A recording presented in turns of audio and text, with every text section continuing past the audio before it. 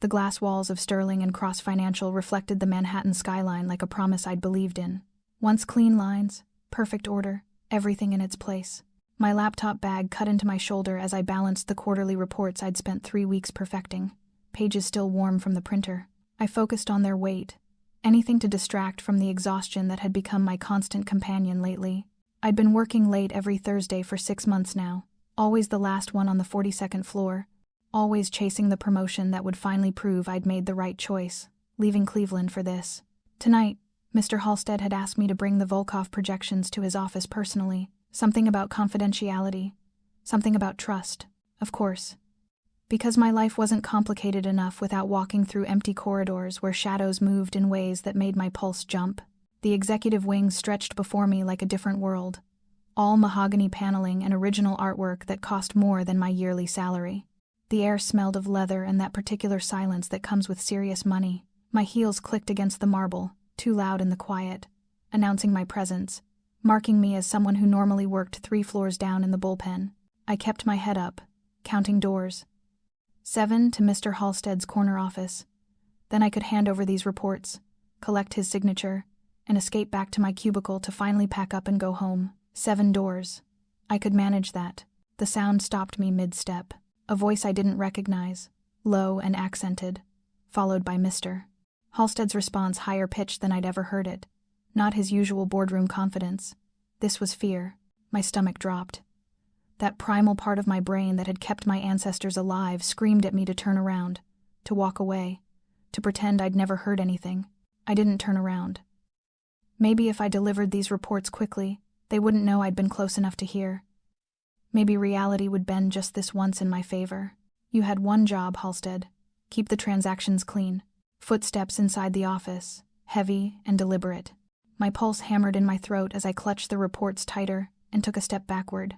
6 doors back to the elevators. Just 6 doors. Then came the sound that would replay in my nightmares, 2 sharp cracks that I recognized from movies but had never heard in real life. Gunshots. Muffled, but unmistakable. The reports slipped from my hands, scattering across the marble like white flags of surrender. The office door swung open. A man emerged, dark suit, dead eyes, and a weapon he was sliding back into his shoulder holster, with the casual efficiency of someone who'd done this 1,000 times. Behind him, through the doorway, I caught a glimpse of Mr. Halstead slumped over his desk, a red bloom spreading across his white shirt. Blood spattered the office windows, the walls, everything. Our eyes met. His expression shifted from professional detachment to something colder. He said something in Russian to someone still inside the office. Another man appeared in the doorway, younger but equally cold, and his gaze locked onto me with the focus of a predator spotting prey. Svideta, the first man said. Witness. I didn't speak Russian, but I understood that word just fine. My body moved before my mind caught up. Years of corporate discipline shattered by pure survival instinct. I spun toward the elevators, my heels skidding on the marble as I lunged for the stairwell access instead, closer, faster. My only chance. The door crashed open under my hands. Emergency lighting flickered to life in the concrete stairwell, casting everything in sickly yellow. Behind me, the executive wing door slammed open again. Don't let her leave the building. I ran. Up. My mind screamed that up was wrong, that I needed to go down, get to the street, lose myself in the nighttime crowds of Manhattan. But down meant running toward them, meant risking the 41 floors between me and freedom. Up meant, what? The roof? A dead end? My lungs burned as I climbed, taking stairs 2 at a time, one hand on the railing, the other holding my bag like it might shield me from bullets. Below, their footsteps echoed, gaining ground with the steady rhythm of men who knew they had the advantage. 43rd floor, 44th. The stairwell seemed to stretch infinitely upward. 45th. My calf cramped, nearly sending me sprawling. I grabbed the railing harder, forcing myself forward. Blood roared in my ears, drowning out everything except my own gasping breaths and their pursuit. Then I saw it at the 46th floor landing, a door marked Penthouse access, private. Not the roof. Something else. I didn't think. Thinking was what got people killed in moments like this. I threw myself at the door, expecting it to be locked, preparing to keep climbing. It opened. I stumbled through into a small vestibule, all polished black granite and recessed lighting. Another door stood before me, This one sleek and modern with a biometric lock glowing red. Locked. Of course it was locked. The stairwell door behind me had no lock from this side, no way to bar their entry. My reflection stared back at me from the polished granite walls, a young woman with wild eyes and her carefully pinned hair coming loose, her white blouse marked with smudges from the dusty stairwell, clutching her laptop bag like it might save her. The penthouse door's lock suddenly changed from red to green. It swung open with a soft mechanical hum. I didn't question it. Didn't wonder why. I threw myself through the opening, my shoulder colliding with the doorframe as I lurched into darkness. Pain flared sharp and immediate. I'd scraped skin, drawn blood, but adrenaline buried the sensation. My hands found a wall, smooth and cool. I felt my way deeper into the space, away from the entrance, away from the light spilling in from the vestibule. The penthouse seemed enormous, sounds echoing slightly in a way that suggested high ceilings and open space. I found something solid furniture, a sofa maybe, and dropped behind it, pressing myself against leather that smelled expensive and foreign. My heart hammered so hard I was certain it would give away my position. The vestibule door clicked shut behind me. Silence. I held my breath, listening for their footsteps, for the stairwell door opening, for the moment they'd discover where I'd gone. Seconds stretched into minutes, my legs cramped from crouching. My hands shook so badly I had to press them against my thighs to still them. Then, lights blazed to life overhead. I flinched, squeezing my eyes shut against the sudden brightness, my whole body tensing for the gunshot I was certain would follow. "You know," a voice said from somewhere above me, low and measured with an accent I couldn't place. "Most people knock before entering." My eyes snapped open. I looked up, past the curved edge of the leather sofa that had become my inadequate shield. A man stood 10 feet away, perfectly still, watching me with the kind of calm that suggested nothing in this world could surprise him. He wore dark slacks and a white dress shirt with the sleeves rolled to his elbows, revealing forearms marked with intricate tattoos that seemed to move in the ambient light. His hair was slicked back, emphasizing the sharp angles of his face, a face that could have been carved from marble, beautiful in a dangerous way that made you forget to breathe. But it was his eyes that stopped my racing thoughts. Dark and fathomless, they held an intensity that seemed to see not just my presence but every secret I'd ever kept, every fear that drove me here, every choice that had led to this impossible moment. He held a crystal glass in one hand, amber liquid catching the light, the picture of a man interrupted during a quiet evening at home, not someone who'd just found a stranger cowering in his penthouse. "I'm sorry," I gasped, the words tumbling out in a desperate rush. I didn't mean I didn't know where else. Footsteps echoed from the stairwell beyond the vestibule, muffled voices speaking Russian, the sound of doors being tested. The man's expression didn't change, but something shifted in those dark eyes. Recognition, perhaps, or calculation. He tilted his head slightly, listening to sounds I could barely hear, then looked back at me with an expression that might have been amusement. "Those men in the stairwell," he said, his voice barely above a murmur. "Are they the reason you're bleeding on my Armani rug?" I looked down. Blood had soaked through my blouse where I'd scraped my shoulder on the doorframe. I hadn't even felt it happen. When I looked back up, he was studying me with the kind of attention that made me feel simultaneously exposed and strangely safe. The stairwell voices grew louder. They were checking doors now, systematic and thorough. The man set his glass down on a side table with deliberate care, then crossed to where I crouched in 3 smooth strides. He extended a hand, elegant fingers, more tattoos visible on his knuckles, a signet ring that caught the light. "Get up," he said quietly. "If we're going to discuss why you've invaded my home, we should at least do it civilized. And you should tell me," his eyes never left mine, as the stairwell voices grew closer, "who died tonight?"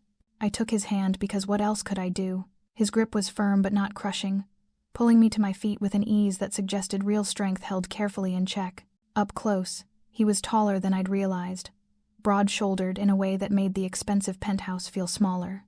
"Melissa Berman," I whispered, because some desperate part of my brain insisted that manners still mattered, even now. "I worked at Sterling and Cross. I saw," my voice broke.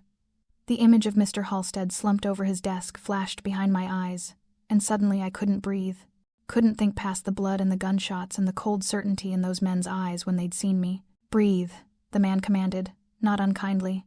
His accent shaped the word differently, softening it. "In through your nose, out through your mouth. There you go." I obeyed, drawing in air that smelled of expensive cologne and something darker gun oil, maybe, or leather. The kind of scents that didn't belong in a world of quarterly reports and coffee runs. The voices in the stairwell had stopped. Silence pressed against the penthouse door like a living thing. "They're listening," he murmured, still watching me with those impossibly dark eyes. "Trying to determine if this floor is occupied. The building records show this penthouse as vacant, a useful fiction I maintain. But if they heard you enter..." He trailed off, head tilted slightly, listening to sounds I couldn't perceive. Then, in one fluid motion, he released my hand and moved to a panel beside the door. His fingers danced across a touchscreen I hadn't noticed, and suddenly monitors flickered to life on the far wall security feeds showing the stairwell from multiple angles. 2 men stood outside the vestibule, weapons drawn. The same men from the 42nd floor. The ones who'd killed Mr. Halstead. My knees went weak. 9mm, the man said conversationally, studying the screens like he was analyzing a business proposal. "Suppressors, professional grade, not the usual corporate cleanup crew." He glanced at me. "What did you see?" "They shot him," I managed. "My boss, Mr. Halstead. They were talking about transactions, about keeping something clean, and then they just..." I pressed my hand over my mouth, fighting nausea. "Halstead." He repeated the name thoughtfully. "Sterling and Cross handles several high-profile portfolios." His eyes sharpened with interest. "What were you delivering to him tonight?" "Projections. Quarterly reports for..." I stopped, suddenly aware I was giving information to a complete stranger. "Who are you? Someone who can help you, or someone who can't?" He turned back to the monitors where the gunmen were retreating down the stairwell, apparently satisfied the floor was secure. "That depends entirely on what you know, and whether you're smart enough to recognize your situation." "My situation? You just witnessed a professional execution. Those men will search for you. They'll find your apartment, your sister, every connection you have." He said it matter-of-factly. "Clinical. You have maybe 12 hours before they locate you. Less if they're efficient." The casual certainty in his voice made my blood run cold. "I should call the police." "The police won't help you." He moved to a bar cart, poured amber liquid into a second glass. "Sit. You're still bleeding. And shock makes people stupid. I need you thinking clearly." Every rational instinct said to run. But where? Back into the stairwell where armed men might still be waiting? Out onto streets where I'd be exposed, alone, hunted? I sat. He handed me the glass, then pulled out his phone with the efficiency of someone who'd made these kinds of calls before. He spoke in rapid Italian. I caught enough words to know he was ordering someone to investigate the 42nd floor, to run background checks, to handle the situation quietly. When he ended the call, he studied me with unsettling focus. "Melissa Berman, mid-20s, Columbia educated, based on the way you carry yourself. Financial analyst, probably mid-level based on your building access and the fact you were making late-night deliveries personally. How did you..." "I pay attention." He took a seat across from me, movements controlled and deliberate. "Now, tell me everything you saw tonight, every detail, every word you heard, every document you were carrying, and then we'll discuss what happens next. I don't even know your name." His smile was small and didn't reach his eyes. "Federico Conti. And whether you realize it or not, you just became the most valuable piece on a chessboard you didn't know you were playing on." Outside, sirens began to wail in the distance, police responding to reports from Sterling and Cross. Too late to help, too compromised to trust. Federico Conti didn't move, didn't even glance toward the windows. He simply waited, patient as stone, for me to begin talking. So I did, because somewhere in the past 10 minutes, I'd crossed from my old life into something new and dangerous, and this stranger with his dark eyes and careful questions was the only lifeline I had. I woke to sunlight streaming through floor-to-ceiling windows, and the disorienting realization that I'd slept in a stranger's guest room, wearing borrowed clothes that cost more than my monthly rent. Federico Conti's guest room, specifically. The man who'd calmly discussed murder and laundering operations while pouring me whiskey. The man who'd made phone calls in 3 different languages while I'd sat frozen on his leather sofa, trying to process that my entire life had imploded in the span of an hour. The man who was now standing in the doorway, immaculate in a navy suit, holding a coffee cup and watching me with that same unsettling intensity from last night. "Good morning, Miss Berman," he said. "I trust the accommodations were adequate?" I sat up, pulling the silk sheets around me like armor. "You drugged me. I gave you a sedative after your 3rd panic attack. You needed rest, and I needed you coherent for this conversation." He moved into the room, setting the coffee on the nightstand. "Drink," We have much to discuss. I should go. I need to call my sister. My job. Already handled. Your firm believes you called in sick. Your sister received a text from your number saying you'd be unreachable for a few days due to a work emergency. He pulled a chair from the corner, positioned it with military precision, and sat. As for leaving, that would be inadvisable. Volkov's men have been monitoring your apartment since 6 a.m. The coffee cup shook in my hands. How do you know these things? He produced a tablet, swiped through screens, then turned it toward me. Security footage showed my building's entrance. 2 men in a parked sedan across the street, their attention fixed on my third-floor windows. This is insane, I whispered. This is business. Volkov doesn't leave witnesses. He reclaimed the tablet, pulled up a new screen. However, you're more valuable to me alive, which brings us to why you're still here. My people ran your background last night while you slept. The screen showed my life in cold data employment history, academic transcripts, financial records, even my sister's scholarship information. You investigated me, of course. I don't shelter strangers without knowing exactly who they are. Federico swiped to financial documents, spreadsheets I recognized immediately, because I'd built half of them. My quarterly projections for the Devereaux portfolio, transfer authorizations bearing my digital signature, account reconciliations that I'd personally certified as clean. Except these versions had additional columns I'd never created, routing numbers I'd never entered, amounts that didn't match my originals. Someone altered my work, I breathed, leaning closer. These transfers, I never approved these. No. But your credentials did. Someone with administrative access has been using your login to process transactions through shell corporations. Federico swiped to another document. This is the Volkov network. 18 companies, all connected through holding structures designed to obscure ownership. Your firm has been washing his money for 8 months. My stomach turned. I didn't know. I swear, I had no idea. I'm aware. You're too obvious a suspect, which is why you're still breathing. His tone remained neutral, clinical. But someone at Sterling and Cross is feeding Dmitry Volkov information about Conti family investments. Someone who knew Halstead was planning to expose the scheme, which is why he's dead. He set the tablet aside, leaned forward with his elbows on his knees, and studied me like I was a balance sheet he was trying to reconcile. Here's what's going to happen, Miss Berman. You're going to stay here, under my protection, while we identify who's compromised your firm. You're going to use that analytical mind, Columbia, summa cum laude in quantitative finance. I'm impressed to help me trace these transactions back to their source.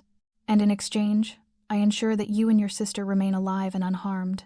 And if I refuse, then you walk out that door. Volkov's men pick you up within the hour, and your body surfaces in the Hudson by evening. Your sister, Natasha Columbia sophomore, scholarship student, works part-time at the campus library, becomes leverage to ensure your silence posthumously. He said it without inflection, just stating facts. I'm offering you a choice, but let's not pretend you have good options. My hands clenched around the coffee cup. Every instinct screamed to run, to reject this impossible situation, to wake up in my own bed and discover this was all some nightmare. But the documents on that tablet were real. The blood on Mr. Halstead's desk was real. And the cold certainty in Federico Conti's eyes told me he was giving me the only lifeline I'd get. How long? I asked quietly. Until we identify the mole and neutralize Volkov's operation. Weeks, perhaps months. And you expect me to just trust you? A man who, I gestured vaguely at the opulent room, the security feeds, the casual discussion of murder, who clearly isn't running a legitimate business. Something that might have been respect flickered across his face. No, I expect you to be smart enough to recognize that right now, I'm the only thing standing between you and a very ugly death. Trust can come later. Survival comes first. He stood, buttoning his suit jacket with practiced precision. Take your time, shower, eat, think it through. But Miss Berman. He paused at the door, turning back. Your sister's afternoon class ends at 3. She walks across campus to the library alone. Same route every day. Just something to consider while you're deciding. The door clicked shut behind him, leaving me alone with cold coffee and the terrible weight of choices that weren't really choices at all. I looked out at the Manhattan skyline, at the city that had promised me everything and delivered me here a hostage in a gilded cage, negotiating with a devil who knew exactly which pressure points would make me break. My phone, my real phone, not whatever device had texted Natasha, sat on the nightstand beside Federico's coffee offering. I picked it up, pulled up my sister's contact, my thumb hovering over the call button. Then I thought about men in a sedan, watching and waiting. I set the phone down and went to take that shower. When I emerged 20 minutes later, there was a new tablet on the bed with a note in precise handwriting. Start with the Devereaux transfers. Look for patterns. F. C. I sat down, opened the files, and began doing exactly what he'd asked. Because Federico Conti was right about one thing. Survival came first. By noon, I'd found 3 discrepancies Federico's people had missed. The realization came with a strange mixture of satisfaction and dread. Satisfaction that my skills still mattered in this upside-down world. Dread at what finding those patterns meant. I was good at this. Good enough to be useful. Good enough that Federico Conti wouldn't let me walk away even if I wanted to. The Berkshire routing codes, I said when he returned, not bothering with pleasantries. They're cycling through the same 6 banks in a specific sequence. It's not random. Someone's following a pattern to avoid triggering the firm's automated fraud detection. Federico took the tablet from my hands, studied the spreadsheet I'd color-coded, then looked at me with something that might have been approval. My forensic accountant missed that. He's been working this for 3 weeks. Your forensic accountant doesn't know Sterling and Cross's detection algorithms. I helped design them. I stood, needing distance from the intensity of his attention. I'll call my sister, give her the cover story, then we'll discuss terms.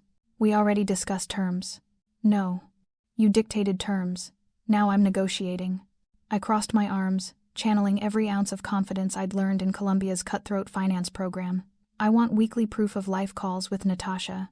I want my own laptop, not monitored devices. And I want your word that when this is over, we're done. No leverage, no obligations, no suddenly remembering I owe you favors. Federico's expression didn't change, but something shifted in the air between us. A recalibration, perhaps, of how he'd categorized me. Weekly calls, supervised. Your laptop, after my people scrub it. And my word that you walk away clean. He extended his hand. Agreed. I shook it, his grip warm and solid, sealing a deal with a man whose world I didn't understand but whose word, somehow, I believed. The door opened before we could break apart, and a woman strode in wearing Louboutins and an expression that could cut glass. So this is the analyst who's turned my cousin's penthouse into a safe house, she said, dark eyes raking over me with practiced assessment. She's prettier than the last corporate refugee you sheltered, though that bar was admittedly low. Melissa Berman. Meet Gianna Conti, Federico said dryly, finally releasing my hand. My cousin and the family's director of public relations, which is a polite term for making problems disappear. I prefer reputation management, Gianna corrected, circling me like a shark evaluating prey. Though in your case, the problem is keeping you from disappearing permanently. Federico says, you're clever with numbers. Clever enough to find what your people missed, I replied, lifting my chin. Gianna's smile was sharp and genuine. Good. I hate protecting useless assets. You'll need new clothes, everything in your apartment is being watched, and those borrowed pajamas aren't suitable for extended residence.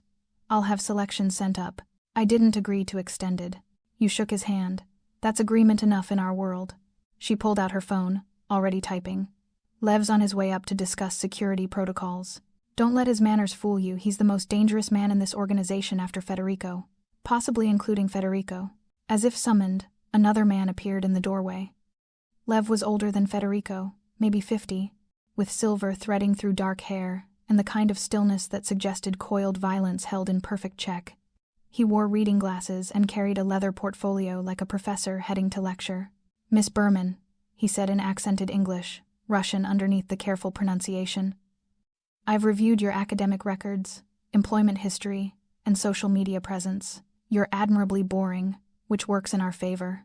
No questionable associations, no exploitable vices, no obvious pressure points beyond your sister. How comforting, I managed. It should be. Boring keeps you alive. He opened the portfolio, revealing photographs my apartment building, my usual coffee shop, Natasha's dorm. These locations are now compromised. Volkov's people are thorough. You'll communicate with your sister using this script. He handed me a typed document. And you'll follow these movement protocols whenever you leave the penthouse, which will be rarely and only with escort. I scanned the script, hating how natural it sounded, how easily these lies would come. Unexpected work project. Sensitive client. Long hours. I'm fine, don't worry. She'll know something's wrong, I said quietly. Natasha knows me. Then sell it better, Gianna interjected, Because if she starts asking questions, starts looking for you, she becomes a target. Fear is useful, Miss Berman. Use it to be convincing. Federico had been watching this exchange in silence, but now he moved to the windows, hands in his pockets, every line of his posture controlled. Make the call. Lev will monitor. Keep it brief, keep it light, and remember her safety depends on her believing everything is normal. My hands shook as I dialed. Natasha answered on the second ring, breathless and laughing at something someone said in the background. Mel, God, I was about to text you. You will not believe what happened in Econ today. Hey Tash. I fought to keep my voice steady, casual, the same tone I'd used 1,000 times before. Listen, I can't talk long. Work thing came up. Huge client, super confidential. I'm going to be pretty much unreachable for a few weeks. The laughter in her voice dimmed. Weeks. What kind of project? The kind that might finally get me that promotion. I know the timing sucks, but this is important. I'll call when I can, okay? And Tosh, my throat tightened. I love you. Be careful, walking home from the library. Take the main paths, not the shortcuts. You're being weird. I'm being your paranoid older sister. Humor me. She sighed, but I could hear the smile returning. Fine. Go impress your mysterious client. But you owe me details when this is over. Deal. I'll talk to you soon. I ended the call before my voice could break, before I could say something that would shatter the careful lie. Lev retrieved the phone. Well done. She suspects nothing. I wanted to hate him for the clinical assessment. Wanted to rage at all of them, for forcing me into this impossible position. Instead, I turned to Federico, who was still watching the skyline like it held answers I couldn't see. I found your patterns, I said. Now show me everything else. If I'm doing this, I'm doing it right. Federico turned, and for the first time since I'd crashed into his penthouse, something like a real smile crossed his face. Welcome to the Conti organization, Miss Berman. Try not to die. Gianna laughed. Lev made a note in his portfolio, and I realized I'd just crossed a line I could never uncross. 3 days into living in Federico Conti's penthouse, I discovered he was fluent in 5 languages, held a degree in international finance from Bocconi, and had strong opinions about the proper way to brew espresso. You're murdering it, he said, watching me struggle with his elaborate Italian machine. The grind is too coarse, the temperature too high. Here, he moved behind me, his hand covering mine on the portafilter, adjusting the pressure with practiced ease. This close, I could smell his cologne, something dark and expensive with notes of bergamot, and feel the warmth radiating from his body. You're a coffee snob, I managed, trying to ignore how my pulse had quickened. I'm Italian. It's genetic. He stepped back, taking the espresso cup I'd ruined. Try again, properly this time. It became our morning ritual. Coffee at dawn, then hours bent over documents spread across his dining table, tracing money through corporate labyrinths designed to obscure and deceive. Federico worked with the same precision he applied to espresso, methodical, relentless, missing nothing. Here, I said on the 4th morning, highlighting a transaction sequence. This shell company in Delaware. It's receiving transfers from 3 separate Volkov accounts, then dispersing them through what looks like legitimate vendor payments. But the amounts are too consistent. Real vendor relationships have variation. Federico leaned over my shoulder, studying the screen. The Apex Solutions account. We've been watching it for weeks, but couldn't establish the connection. His voice carried a note of genuine respect. How did you see it? Pattern recognition. It's what I do. I pulled up another spreadsheet. Your people are looking for obvious fraud. But whoever's running this is sophisticated. They're hiding the laundering inside real business operations, using actual vendor codes, legitimate transaction types. It's brilliant, really. You sound almost admiring. I admire competence, even in criminals. Present company included. He laughed a real laugh, not the controlled responses I'd seen him give Lev and Gianna. Most people are afraid to insult me. Most people didn't get forced into working for you after witnessing a murder. I met his gaze directly. Fear loses its power when you're already living your worst-case scenario. Something shifted in his expression. A crack in that controlled facade. Is that what this is? Your worst-case scenario? I should have said yes.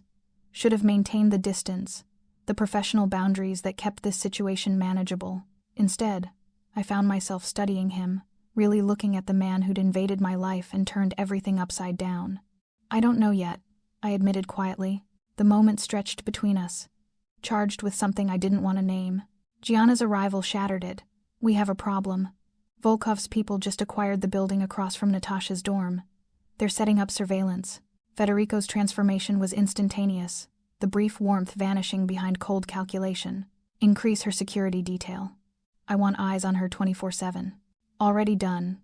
But Federico, this is escalation. He's sending a message, then we'll send one back. He turned to me. That transaction you just flagged, it processes through Sterling and Cross's main server. If we can access their system remotely, we can trace everyone who's touched that account. That's illegal, I said automatically. So is murder, so is money laundering, so is every conversation we've had this week. His tone was matter of fact, not cruel. You can either help me protect your sister by breaking laws, or maintain your ethical purity while Volkov uses her as leverage. Choose. The demand ignited, something in me anger at the impossible position, fury at being forced to compromise everything I'd built my life on. Don't, I snapped, standing to face him directly. Don't pretend this is about protecting Natasha. This is about your vendetta against Volkov, your territorial war, your empire. I'm just a convenient tool. You're right. The admission caught me off guard. This is about my interests, but your sister's safety serves those interests, which means we're aligned whether you like it or not. That's not good enough.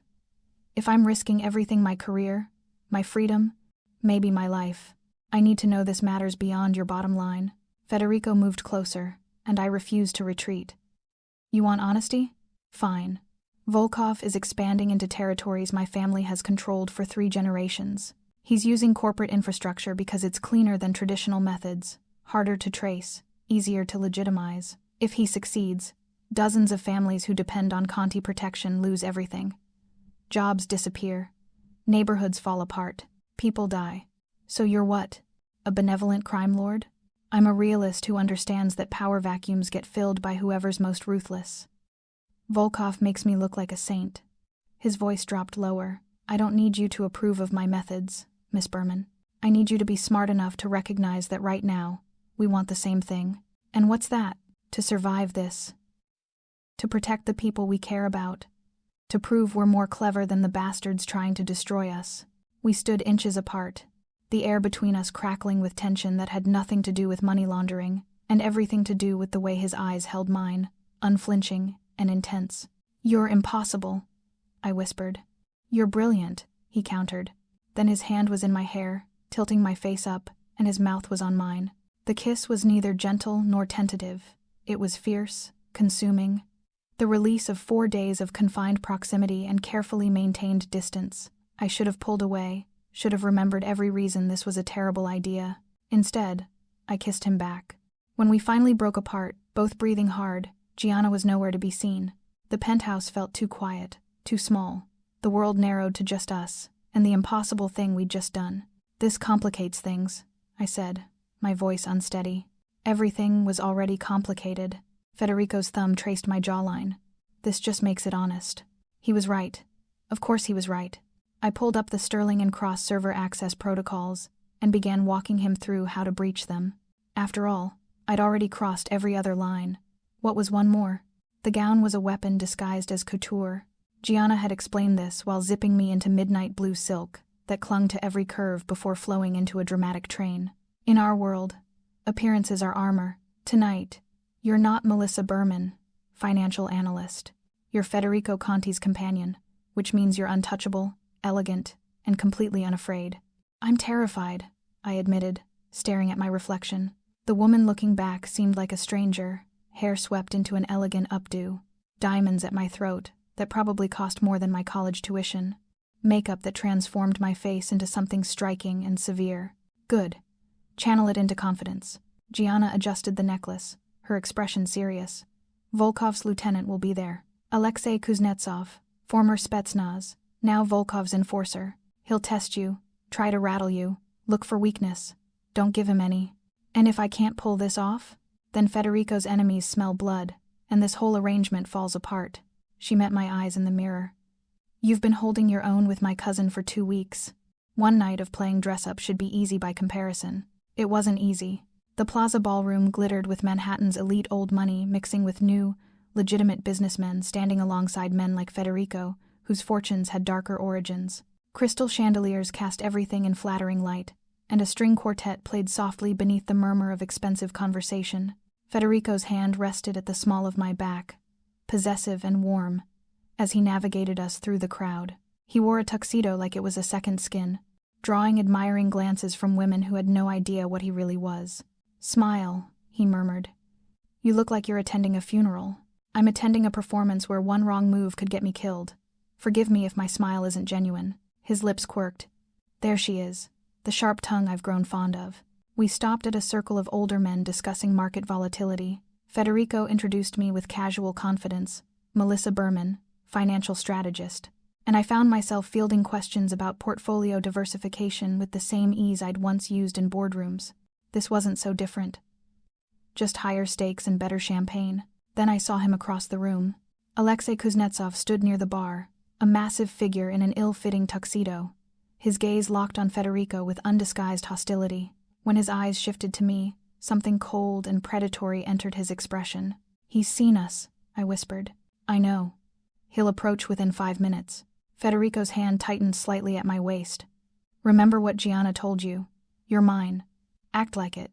Kuznetsov took 3 minutes. "Conti," he said, his accent thick, deliberately stepping into our conversation with one of Federico's business associates. "I didn't know you were bringing company tonight, Alexei." Federico's tone was pleasant, deadly. "Melissa, this is Alexei Kuznetsov. He works for a competitor of mine." "Competitor?" Kuznetsov's smile didn't reach his eyes. Such civilized word for what we are. He turned his attention fully to me, and I felt the weight of evaluation, of threat barely concealed. "You are very brave, Miss Berman. Coming to an event like this, very visible. Should I be worried?" I asked, keeping my voice level despite my racing heart. "In this city, pretty things often break. Accidents happen." His eyes glittered. "Especially to those who involve themselves in business, they don't understand." Every instinct screamed to retreat, to hide behind Federico's protection. Instead, I stepped closer to Kuznetsov, tilting my head like I was genuinely curious. "You know what I've learned working in finance, Mr. Kuznetsov? The people who make the loudest threats are usually compensating for weak positions. Strong players don't need to intimidate, they simply execute." I smiled, all teeth.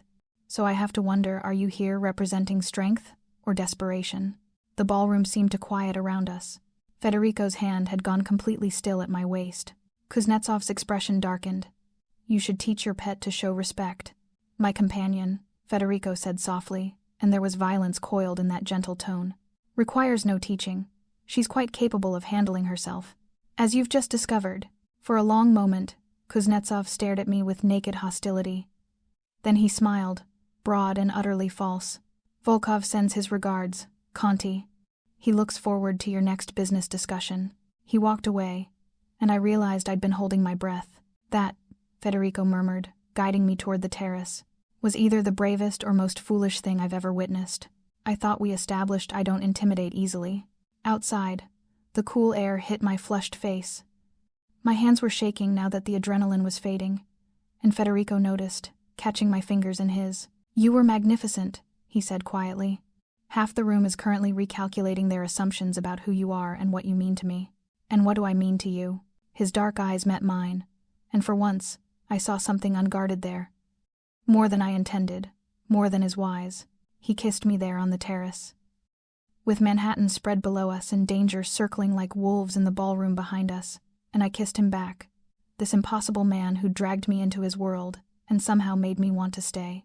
When we returned inside, Lev approached with a grim expression. "Salvatore wants to meet her." "Now," Federico tensed. "My uncle has impeccable timing." "Who's Salvatore?" I asked. "The head of the Conti family. The man whose approval we need if you're going to survive what comes next."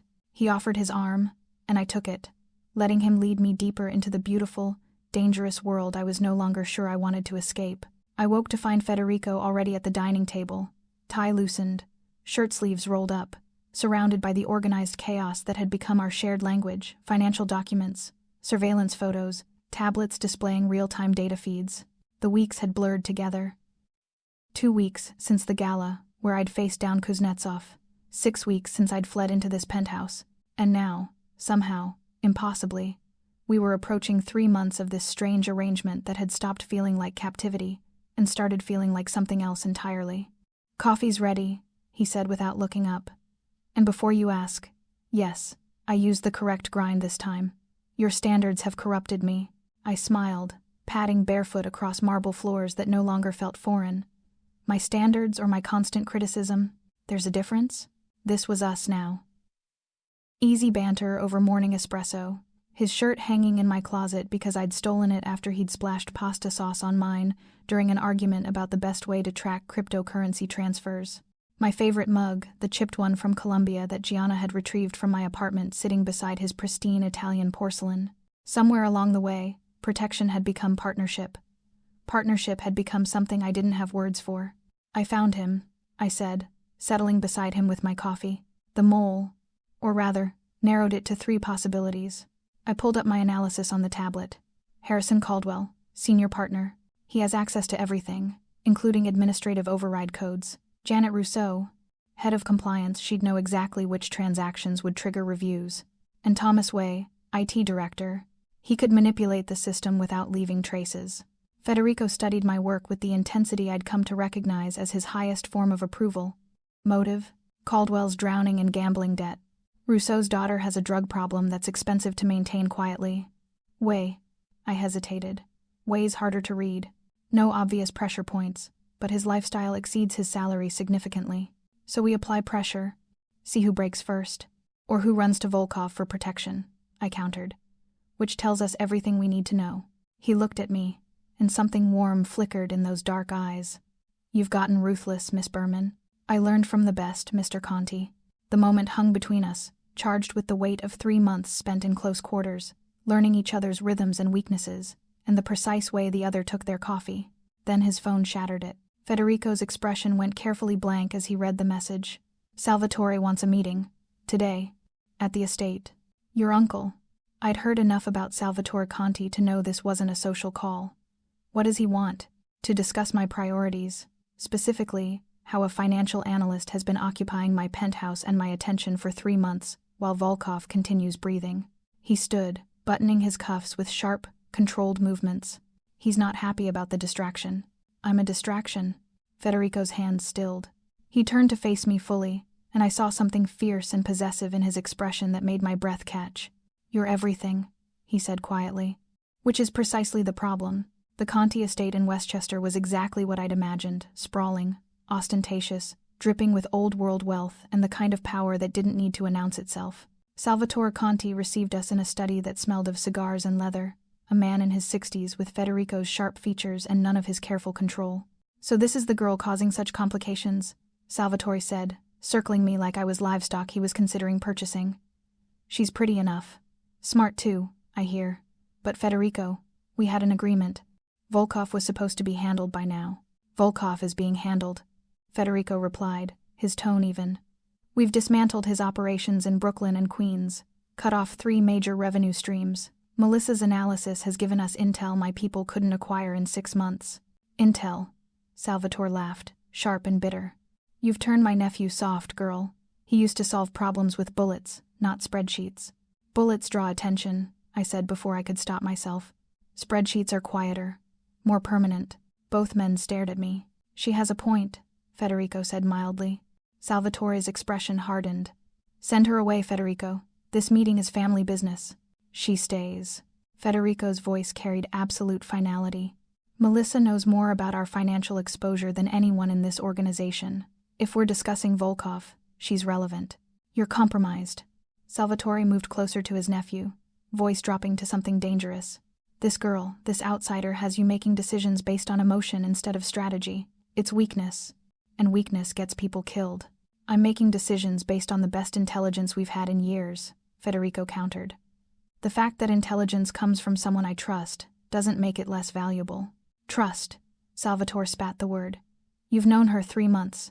I've known men 30 years who'd sell me out for the right price. What makes you think she's different?" "Because I've given her every opportunity to betray me, and she's chosen not to." Federico's hand found mine, his fingers lacing through my own, in a gesture that was both protective and claiming. "Melissa stays. In my penthouse, in my operations, in my life. If that's a problem, Uncle, then we have a different conversation to have." The room went absolutely silent. Salvatore studied us, this impossible alliance between his nephew and a woman who had no business surviving in their world. Then, slowly, something that might have been respect crossed his weathered features. "You care about her," he said. Not a question. "Yes. Enough to risk the family's interests? Enough to recognize that keeping her safe serves those interests better than any alternative." Federico's grip on my hand tightened. "She's not going anywhere, Salvatore. Accept it or don't, but it doesn't change." Salvatore was quiet for a long moment. Then he poured 3 glasses of whiskey, sliding one toward each of us. "Then she better be worth it, nephew. Because Volkov knows about her now, and men like him don't leave loose ends untied." We drank in tense silence, sealing an agreement I wasn't entirely sure I understood. On the drive back to Manhattan, Federico's hand stayed wrapped around mine. "Thank you," I said quietly. "For that. For not sending me away. I meant what I said." He brought my knuckles to his lips, a gesture so tender it ached. "You're not a distraction, Melissa. You're the only thing keeping me sane in all of this." I leaned my head against his shoulder, watching the city approach through tinted windows, and wondered when exactly I'd stopped counting the days until I could leave. The call came at 2:47 a.m. I jolted awake to Federico's phone, buzzing insistently on the nightstand, his emergency line. The one that only rang when something had gone catastrophically wrong. He was already moving, answering before the second ring, his voice sharp and alert despite the hour. "Talk." I watched his expression shift from focused to something I'd never seen before, genuine fear. "When?" A pause. "How many?" Another pause, longer this time. "Secure the perimeter. I'm coming now." He ended the call and turned to me. And I knew. The way you know things before words make them real. The way your body understands disaster before your mind catches up. "It's Natasha," I whispered. "She left the library through the north exit. Different route than usual, no explanation." 2 men were waiting. His voice was steady, clinical, but his hands shook as he pulled on clothes. Our security team tried to intervene. "One's dead, one's critical. They took her, Melissa. Volkov has your sister." The world tilted. I was moving, grabbing clothes, my mind fragmenting into 1,000 useless calculations. How long ago? Which direction? What resources? How to fix this? How to... "Melissa." Federico caught my shoulders, forcing me to meet his eyes. "Breathe. I need you functional.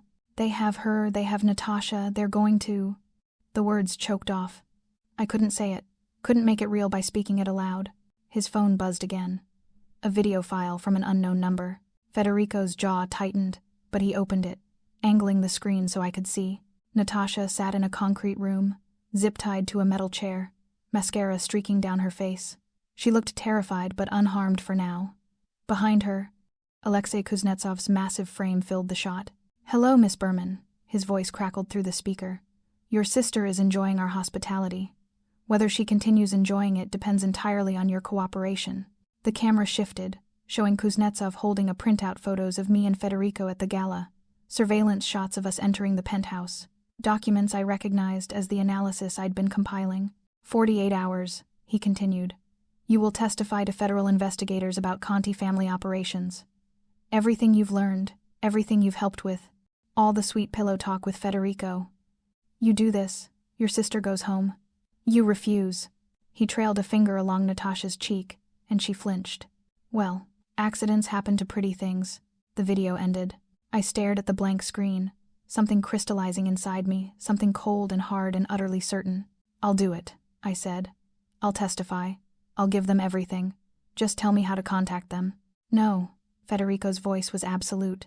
"She's my sister, and testifying signs both your death warrants." He was already texting, coordinating, his mind clearly racing through scenarios. "The moment you're no longer useful, Volkov eliminates you both. He's not negotiating, Melissa. He's executing." "Then what?" My voice cracked. "What am I supposed to do? Let her die because you let me handle this?" He cupped my face, forcing me to focus on him instead of the spiraling panic. "I have resources Volkov doesn't anticipate, people who owe me favors, ways of applying pressure that don't involve surrendering to his demands. In 48 hours? Federico, that's not enough time. Then I'll make it enough." Something fierce and desperate entered his expression. "I'm not losing her, Melissa. And I'm sure as hell not losing you. You barely know her, but I know you." His thumb traced my cheekbone, catching a tear I hadn't realized I'd shed. I know what losing her would do to you. I know it would destroy something essential. Something I've watched grow stronger over these months. And I know that I'm in love with you, which means your pain is my pain, your family is my family, and your war is my war. I stared at him, this impossible man who'd just casually admitted to loving me while planning a rescue operation against one of the city's most dangerous criminals. You're insane, I whispered. Probably. He kissed my forehead, gentle despite the violence coiling in his frame. But I'm also very good at what I do, and what I do is protect what's mine. The penthouse exploded into controlled chaos. Lev arrived within 20 minutes, followed by Gianna and a dozen men I'd never seen before, hard-eyed soldiers who moved with lethal efficiency. Maps appeared on screens, weapons were distributed, plans formed and reformed as new intelligence came in. I sat in the middle of it all, watching Federico transform into someone I'd only glimpsed before the true heir to the Conti Empire, commanding absolute loyalty through a combination of respect and calculated fear. The warehouse district, Lev said, pointing to a location on the digital map. Volkov's been using it for interrogations. 3 entry points, minimal security because he thinks he's untouchable. He's about to learn differently, Federico replied. Assemble 2 teams. Gianna, I need this contained, no police, no federal attention, nothing that traces back to us. What about her? One of the soldiers nodded toward me. She stays here, Federico said, protected. No. I stood, surprised by the steadiness in my voice. I'm coming with you. Melissa. She's my sister, my responsibility, my fault for not seeing this coming. I met his gaze, unflinching. You taught me to be ruthless, Federico. Don't be surprised when I apply those lessons. Something like pride flickered across his face. Then he handed me a vest, heavy with Kevlar plating. You stay behind the line. You don't engage. You're there for Natasha, nothing else. Understood? Understood. He pulled me close, kissing me hard and desperate, like he was trying to memorize the feel of me. When this is over, he said against my lips, we're having a long conversation about how you're the most stubborn, reckless, brilliant woman I've ever met. When this is over, I countered, you're telling me you love me again. Slower this time. Deal. The convoy rolled out at 4:15 a.m., headed toward a warehouse in Red Hook where my sister was being held, and where everything would either end or escalate beyond any point of return. I checked the vest one more time, whispered a prayer to a god I wasn't sure I believed in, and prepared to become someone my sister wouldn't recognize. Because Federico was right about one thing. I'd learned to be ruthless, and Volkov was about to discover exactly what that meant. Federico changed his mind 3 blocks from the warehouse. Lev, take her to Westchester, he ordered, his tone brooking no argument. The safe house, full security detail. What? No? I started to protest, but the look he gave me was pure steel. This isn't a negotiation. If Volkov anticipated us, if this is a trap, I need to know you're somewhere he can't reach you. His hand gripped mine, desperate beneath the command. I can't do what needs to be done if I'm worried about keeping you alive. Please, Melissa. Let me protect you both. The convoy split. Lev's SUV peeled off toward the highway while Federico's team continued toward Red Hook, toward violence I wouldn't witness but would haunt me anyway. The Westchester safe house was a fortress disguised as a colonial estate. High walls, armed guards, surveillance systems that would make the NSA jealous. Gianna met us at the door, her usual sharp elegance replaced by tactical gear and grim determination. You should be with him, I said. I am with him, just from here. She led me to a room filled with monitors, showing multiple feeds, the warehouse exterior, thermal imaging, communication channels crackling with coded updates. Federico works better knowing his people are coordinated, and right now, coordination means keeping you secure while we burn Volkov's empire to the ground. I watched the screens, helpless, as Federico's teams moved into position, 12 men against whatever forces Volkov had inside. The odds felt impossible. He's done this before, Gianna said quietly, reading my fear. My cousin is many things, but careless isn't one of them. The assault began at 4:47 a.m. Even through cameras and distance, the violence was stunning. Flashbangs turned the warehouse windows white. Gunfire erupted in sharp, controlled bursts. Federico's team, disciplined and lethal. Then chaos as Volkov's men responded, and the feeds showed movement too fast to track. East team, you're clear. Lev's voice crackled through the comms. Target acquired, second floor, northeast corner. Confirmed visual, another voice responded. Female, restrained, 2 hostiles in proximity. Natasha. They'd found Natasha.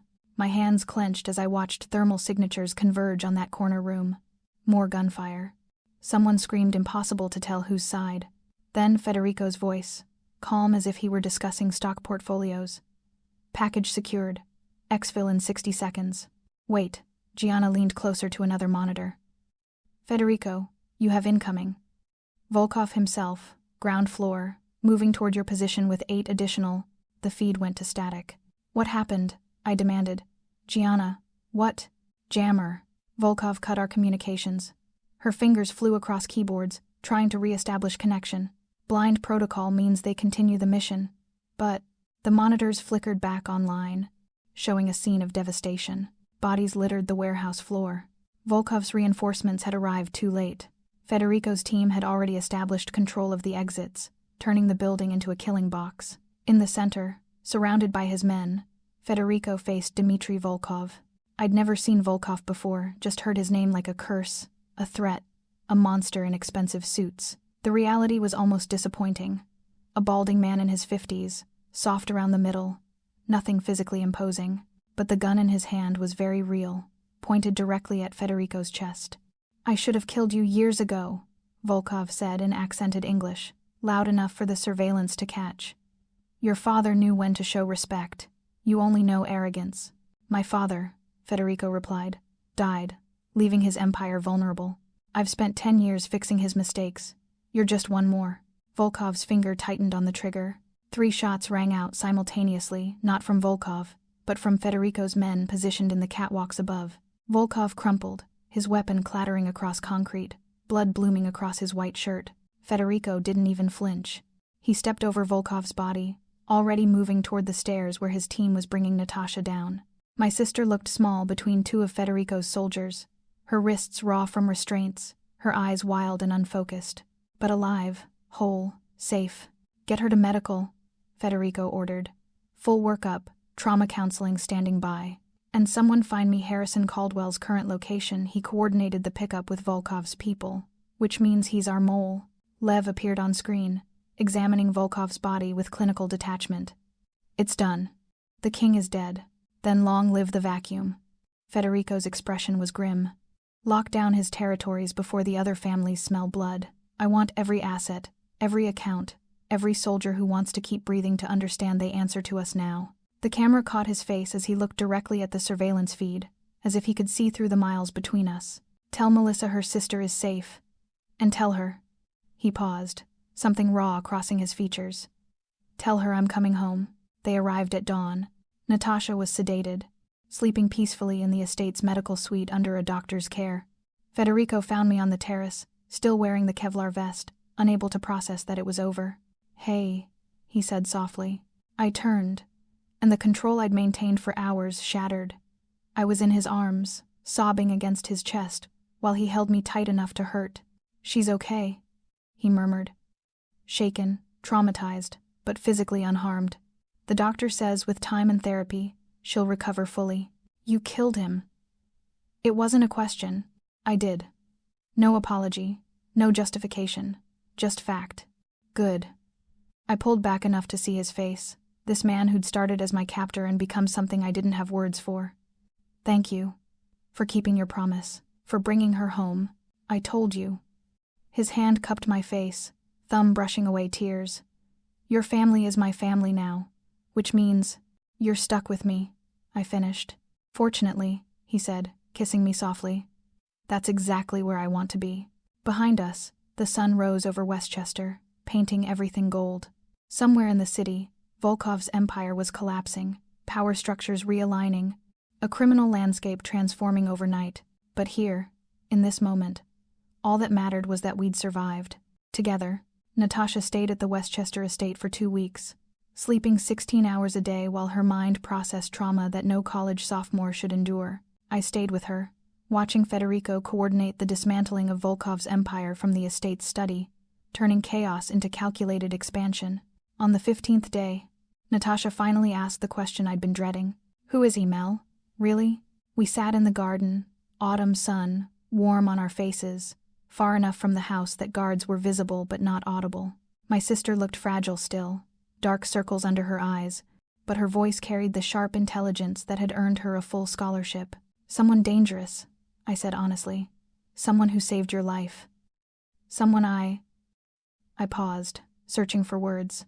Someone I'm choosing to trust. You love him. Not a question. Yes, Natasha absorbed this, picking at the grass between us. The men who took me, they said things. About you working for Federico. About you betraying him to save me. They thought I'd confirm it, give them leverage. She met my eyes. I told them to go to hell. Pride and horror warred in my chest. Tash, I didn't know what was happening, but I knew you'd never betray someone you cared about.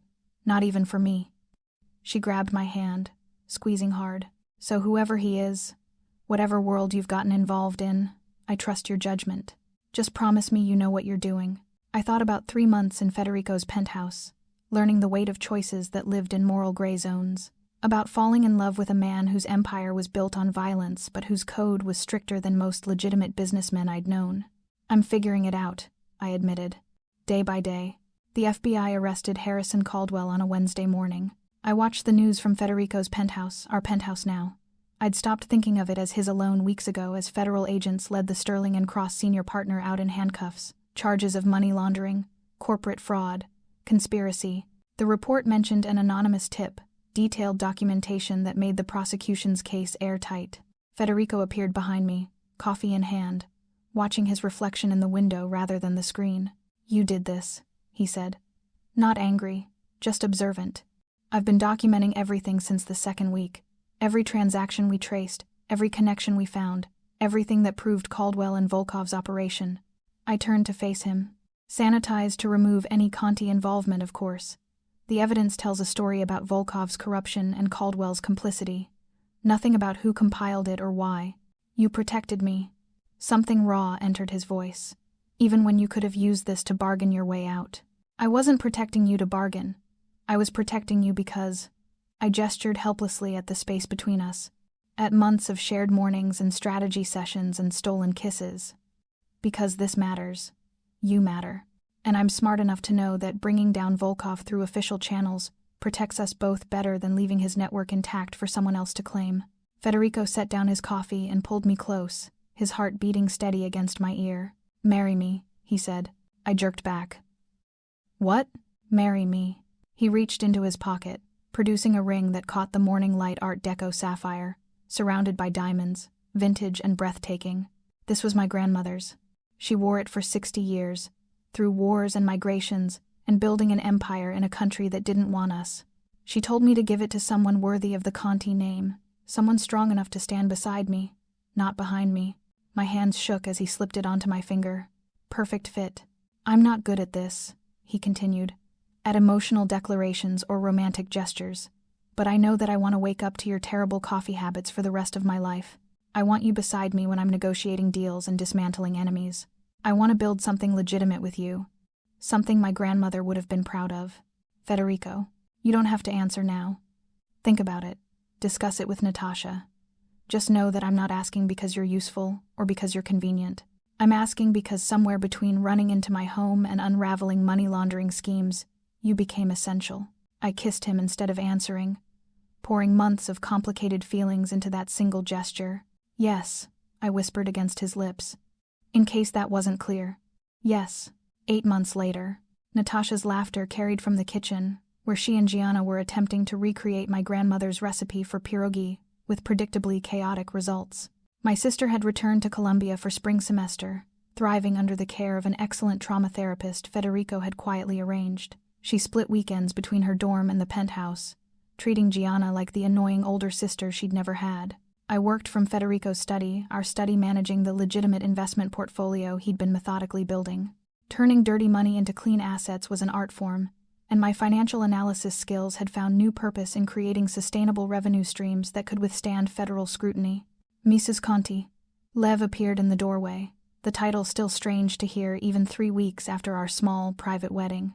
The Berkshire quarterly reports are ready for your review. Thank you, Lev. And please, it's still Melissa. Old habits. He almost smiled. For what it's worth, you've been good for him. Federico's building an empire that might actually last beyond his lifetime. That's your influence.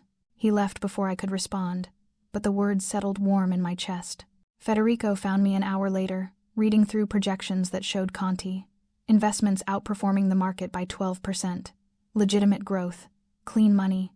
A future that didn't require looking over our shoulders. Come to bed, he murmured, kissing my neck. The numbers will still be impressive tomorrow. Will they?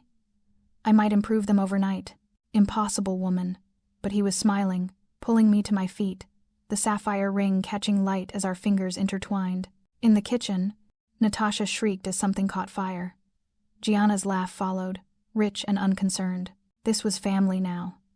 Not the one I'd planned on. Not the life I'd imagined when I'd walked into Sterling and Cross that final night, but it was mine, chosen, fought for, built from the wreckage of everything I thought I knew about right and wrong. No regrets? Federico asked quietly, reading my expression. I thought about the girl who'd fled gunmen into a stranger's penthouse, about everything she'd lost and everything she'd gained, about the rules she'd broken and the lines she'd crossed, and the family she'd found in the most impossible places. Not a single one, I said, and meant it. If you've made it to the end and haven't subscribed yet, this is the perfect time to become part of this family. Also, do tell me in the comments what struck you most about the story. What was the greatest lesson it left you?